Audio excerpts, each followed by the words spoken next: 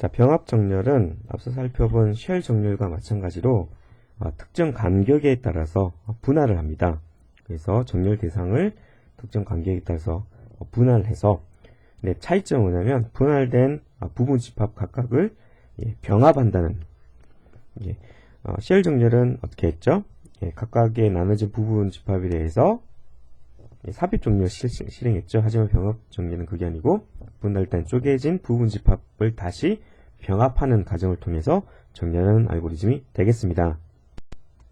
자, 그러면 몇 개 단위로 쪼갤까에 따라서 만약에 n개 단위로 쪼갠다 그러면 nway 병합 정렬이 되는 거죠. 근데 우리 책에서는 two-way, 즉 두 개 단위로 부분 집합을 쪼개고 병합하는 그런 알고리즘이 되겠습니다. 그 알고리즘을 살펴보도록 하죠. 자, two-way 방식. 자, 그러면 먼저 병합 정렬의 첫 번째 단계는 분할입니다. 분할. 쪼갠다는 얘기죠. 근데 우리는 two-way이기 때문에 두 개 단위로 쪼개게 되겠습니다. 자, 어떻게 해요? 두 개 단위로. 처음에 4개. 자, 끝이 아니죠? 또 4개를 2개. 4개를 2개. 끝인가요? 아닙니다. 이 2개를 또 쪼갤 수 있죠? 2개씩. 그러면 최종적으로 하나 이렇게 쪼개지는 거죠. 그림을 살펴보면 최종적으로 처음에 2개씩 2개로 각각 4개씩 쪼개졌고 4개가 다시 2개 최종적으로 하나씩 최종적으로 쪼개졌음을 분할이 됐음을 알 수가 있습니다. 자, 이제 쪼개진 자료를 병합을 해보도록 하겠습니다. 자, 어떻게 병합을 할까요? 쪼개진 순서의 역순으로 병합을 하면 됩니다. 최종적으로 이렇게 단계를 각각 밟아가도록 하죠.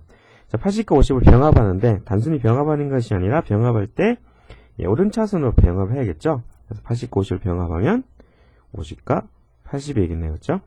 70과 10을 병합하면요. 10과 70이 되고 60과 20을 병합하면 20과 60이 되겠습니다. 40과 30을 병합하면 30, 40이 되는 거죠. 자, 그럼 50과 50, 80 이 자료랑 10, 70 두 개를 병합하는데 자, 어떻게 병합할 수 있을까요? 자, 여기서 살펴보죠. 자, 처음 시작할 때는 이렇게 두 개 같은 곳을 가리켜야 되겠습니다. 자, 그러면 10과 50 비교합니다. 어디가 더 작죠?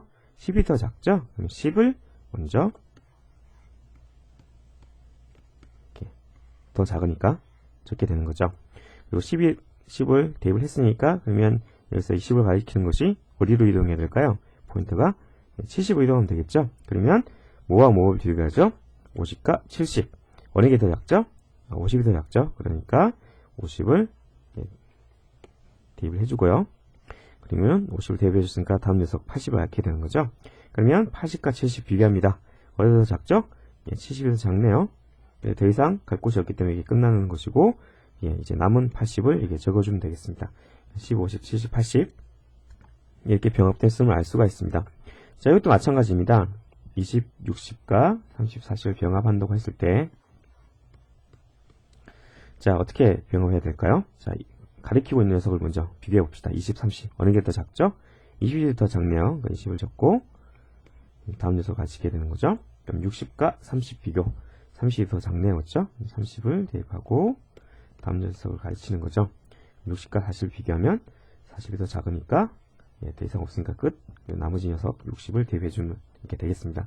자, 병합 정렬은 이처럼 병합 과정을 통해서 정렬하는데 병합 시에 두 부분 집합의 원소들이 합쳐진 병합되면서 오름차순으로 정렬되도록 차례대로 병합함을 알 수가 있습니다. 자, 그리고 여기서 보시면 아시겠지만 병합되는 과정 도중에 뭐가 필요하죠? 좀 추가적으로 이 저장 결과 중간 단계 값을 저장할 임시 저장 장소가 추가적으로 더 필요함을 알 수가 있습니다. 그다음에 최종 단계입니다. 그렇죠? 두 개의 부분 집합을 병합을 통해서 정렬을 해보도록 하죠. 자, 10과 20을 가리키고 있고 자, 최종 자료를 저장할 임시 저장 위치가 필요하네요. 자, 그러면 10과 20 비교를 합니다. 10이 더 작죠? 10을 가리키고 다음 녀석을 가지게 됩니다. 50과 20 비교 20이 더 작네요. 그렇죠? 20을 대입하고 30을 가리킵니다. 30과 50의 비교 30이 더 작네요. 그렇죠? 30을 대입하고 40과 50의 비교 40이 더 작으니까 40을 대입하고 60으로 이동합니다. 60과 50 비교해보면 50이 더 작네요. 그렇죠? 50을 대입하고 70으로 갑니다. 70과 60의 비교, 60이 더 작으니까 60을 하고 여기는 모두 끝났네요. 그렇죠? 남은 녀석들을 그냥 순차적으로 70, 80 이렇게 대입해주면 최종적으로 병합 정렬이 종료됨을 알 수가 있습니다. 자, 병합 정렬의 소스를 살펴보도록 하죠. 예, 전달받은 파라미터는 별과 그리고 추가적인 버퍼, 그러니까 추가적인 저장 공간이 필요하다고 그랬죠. 그리고 시작 인덱스와 종료 인덱스를 전달받게 됩니다. 이제 밑에 머지 소트를 호출한 함수를 살펴보면 이처럼 추가적으로 그러니까 입력 파라미터가 되는 배열 외에 추가적으로 배열을 메모리 할당해서 그 할당된 메모리를 추가적으로 전달받음을 알 수가 있습니다. 7까지죠. 정렬이 끝난 다음에는 임시 버퍼를 메모리 해제해줌을 알 수가 있습니다. 그럼 실제로 소스를 가보도록 하죠. 자, 먼저 스타트가 엔드보다 작을 때까지,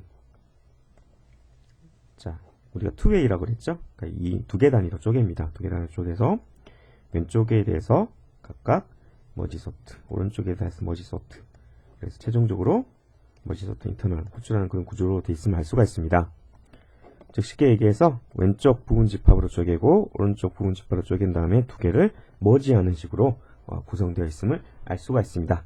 즉 재기적으로 호출이 된다는 걸 가정하는데요. 자, 여기서 보면 재기적으로 자기 자신을 호출하니까 어떻게 되겠어요? 다시 자기 전달받은 걸 또 두 개 부분 집합으로 쪼개야 되겠죠?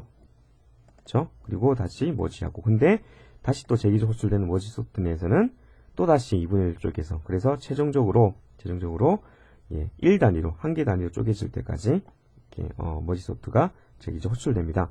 호출된 다음에 쪼갠 다음에 어떻게 하죠? 그런 다음에 밑에서부터 차례대로 머지해오는, 병합하는 그런 구조가 되겠습니다.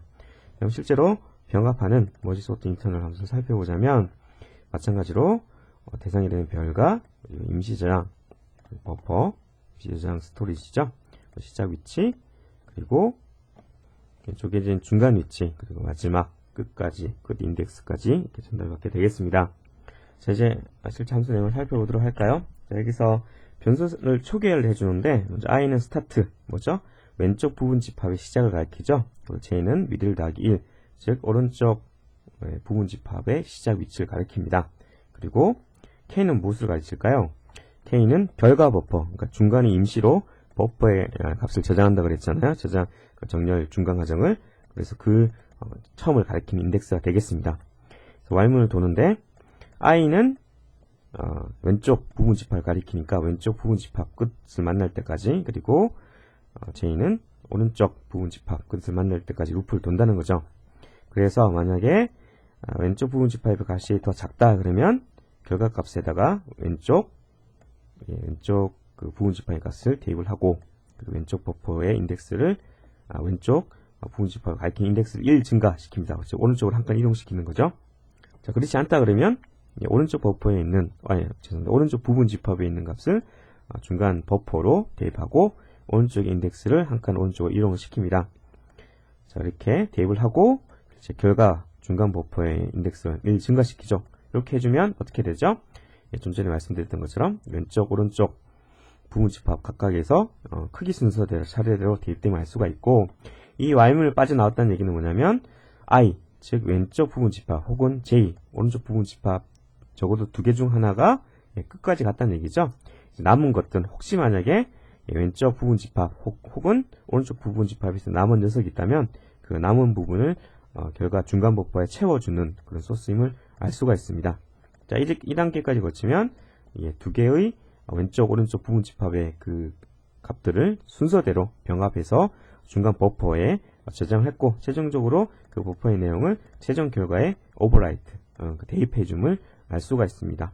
그래서 중간 과정을 출력을 해주는 거죠. 자, 실제로 한번 실행을 시켜볼까요? 자, 실행시키면, 자, 여기서 보도록 하겠습니다. 제일 먼저 하나 단계까지, 이렇게 쪼개졌다가, 먼저 50, 80이 병합되고, 그리고 10, 70이 병합되어서, 그 두 개가 또 병합돼서 10, 50, 70, 80이 병합됐음을 알 수가 있습니다.